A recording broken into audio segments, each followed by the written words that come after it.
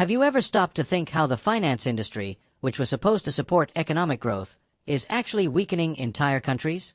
In this video, we're going to expose how banks, investment funds, and major financial institutions are destroying economies, and what you need to understand to protect yourself from it. The original idea behind the financial system was simple: connect people who have money with those who need it to produce. Whether it's a farmer needing credit, a factory wanting to expand, or a government building infrastructure, finance was supposed to move resources toward real growth. But over time, that mission got lost.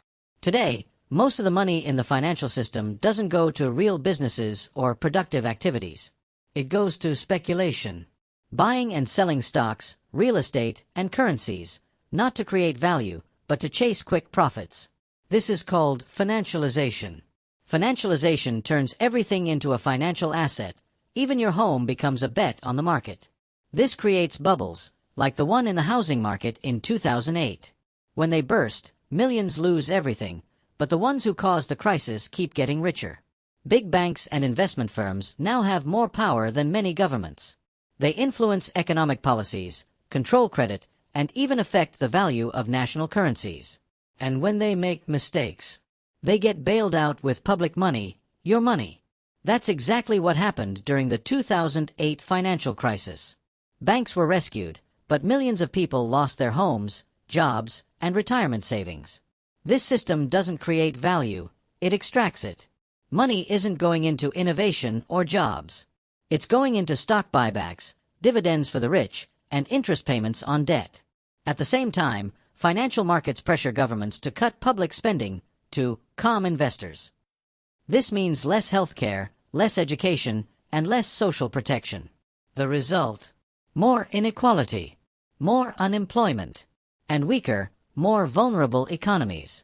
Countries become dependent on foreign capital, and any external shock turns into a domestic disaster. This is why real financial education is so important. It's not just about saving money. You need to understand how inflation and interest rates affect your daily life, how banks profit from your debt, why blindly following financial trends is dangerous, and how to build your own income based on real, productive assets. The more dependent you are on the traditional financial system, the more exposed you are. The good news is, there are alternatives. Stronger economies invest in financial education, support entrepreneurship, and develop local credit systems like cooperatives and ethical banks. But that only happens when people are informed and demand change.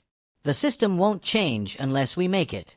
The finance industry doesn't have to be the enemy of the economy, but right now, it's acting like a predator. If we want a stable future, we need to understand the game and learn how to play smart. If this video helped you, like it, share it, and leave a comment. Do you trust today's financial system? Why or why not?